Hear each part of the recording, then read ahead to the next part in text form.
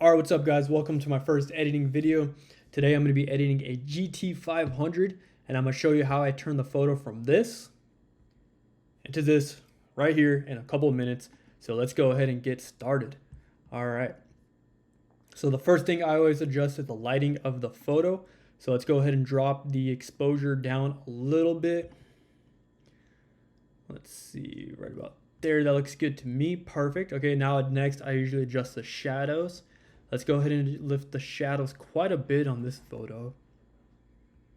Now I'm going to adjust the whites, drop down a little bit. Now at the moment, I'm not super worried about the sky because what I'm going to do is I'm going to go through and add a mask layer to edit just the sky alone. So let's just go ahead and kind of ignore it for a minute, but we'll come back to it, I promise.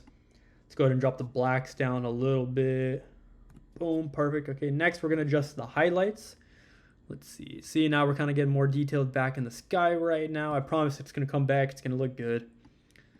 So let's go right about there. Perfect. Okay, let's go ahead and add some contrast. I like contrast in my photos. So let's actually go ahead and remove chromatic aberration and enable lens correction super quick too. Forgot to do that. Okay. Now as far as lighting, that looks pretty good to me. Now let's go ahead and jump into the colors. So I'm going to warm up this photo quite a bit because it's a sunset photo and I like warmer tints lately. So we're going to go with about 6300 for the temp. That looks good. Anything more than that I think looks weird, and anything less than that it just kind of doesn't like I don't like the vibe. So next we're going to go ahead and drop the saturations just a smidge. That way I can go through the Hsl sliders and really bring everything back up. Let's go ahead and turn up the vibrance. 33, 31. Looks good to me. All right, cool. So now let's jump into the Hsl sliders. Let's go ahead and let's see, what am I changing here? So reds, I'm not changing anything. Oranges. Okay, awesome. I'm changing the sky and some of the ground. So let's go ahead and adjust that. Let's turn up the saturation just because I want the background and the sunset to really pop. So we're going to go plus 50 luminance. I'm not going to touch the luminance. I'm going to leave it. Now the hue, we're just going to make it a little bit more reddish.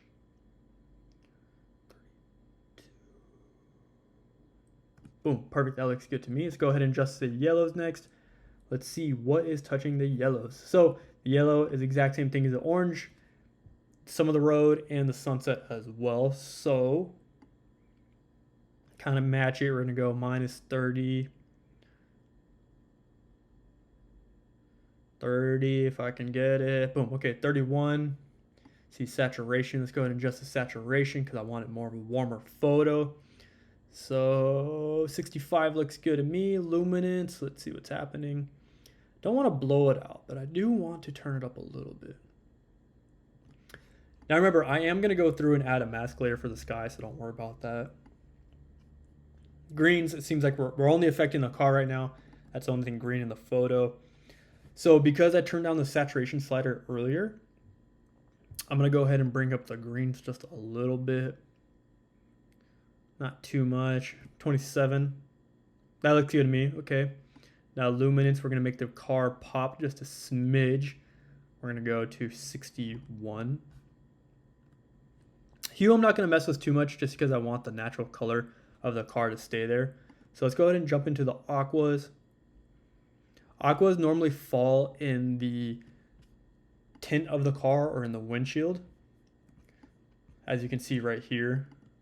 You see the tiny little bit of blue right there. You can see it a little bit. So I'm going to go ahead and drop those down. Not even going to worry about anything else. Any other blues in the photo? Yep. So we're just going to go ahead and get rid of the blues and the aquas all the way. Blues almost always fall in the windshield of the car. Almost always. Saturation for nope. That color is not in here. And that's not affecting anything either. Okay, awesome. So now we're going to jump into the effects of the photo. Now this can really transform your photo. So what we're going to do is turn up the clarity just a smidge. right about there. There's a little bit of haze in the photo, so I'm just going to turn it up just a smidge, just a tad. Now you can add texture to your photos. I know some people like to do that because it gives it a real sharp, crisp kind of look. But in my opinion, it almost looks a little too fake a lot of times when I add it. So I don't generally add it. That's totally up to you kind of thing. I always do this. Sharpen, drop the sharpen just a little bit. Go to masking. Now for Macs, it is option. I'm not sure what it is for PCs or Windows or whatever. So you're going to click the slider on masking, hit option, and you're going to slide it to the point where you only have the outline of the car and maybe some of the background. That's it. Now what that is doing, it is sharpening only the car. Only the parts that are highlighted right now. So you see the Shelby logo around the headlights, the bumper, the car itself. That's the only thing getting sharpened right now, which is what I want. Now, if I drop it over here, it'd be sharpening the entire photo. But to get those real crisp lines and to stand out, we're only going to go right about there. Perfect. Cool. Now, what we are going to jump into is, let's see, we already adjusted the remove chromatic. Awesome. Cool. So now we're going to get into the masking. This is going to transform the photo completely.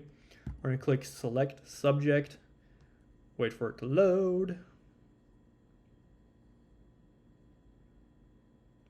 Cool. So now we have the subject selected. And now what I'm going to do to make the car pop and stand out a little bit more, I'm going to hit invert.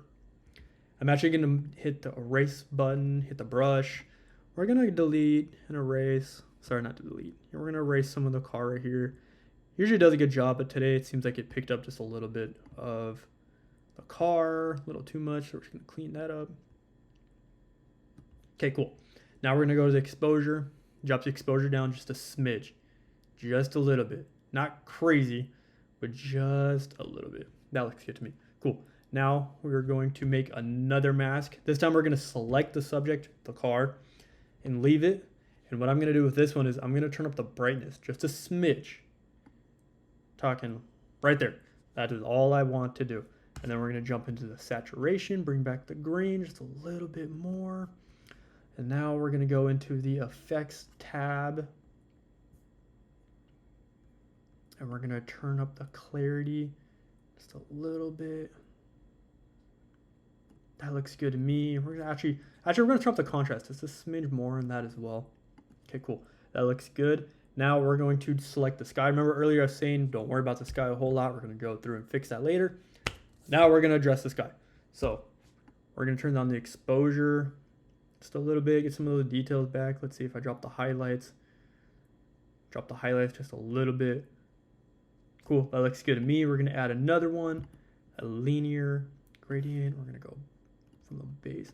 This way your eyes kind of draw towards the center, towards the subject, which is the car. And we're going to hit minus, and we're going to do minus subject select. What that does is it means I can drag this mask and it'll select whatever's in its area except for the car. So now we're going to turn down the exposure just a little bit, not too crazy. I like my foregrounds in the photos to be a little bit darker, and I like there to be a lot of texture and a lot of detail in it. That's just my style. That looks good to me. Actually, we're going to jump back into the car just a little bit. Let's see. Maybe let's make the background just a smidge darker. That looks good. Actually, we're going to make the overall photo as well just a little bit warmer. And I mean just a little bit. Boom. That looks good to me. Now, the next thing I'm going to do is crop the photo. Now, obviously, if I was posting to Instagram, it'd be a 4:5. That way I can get the full feed effect. But I'm going to be posting this to my story on Instagram, which make sure you're following me. Same username at Within Media. Make sure it's dead center. Boom. Cool. So let's see the before and afters. That looks pretty good to me. Let me know what you think in the comment section below. Drop a comment if you like this edit. Give me a like. Give me a subscription as well. Share this if you got any value out of this at all. And I'll be posting this on my Instagram for you to be able to see a lot better and a lot more clear. And if you want any other edits done or if you want to see my whole process of shooting a car, leave a comment down below and I'll do my best to answer, or I might even make a video about it.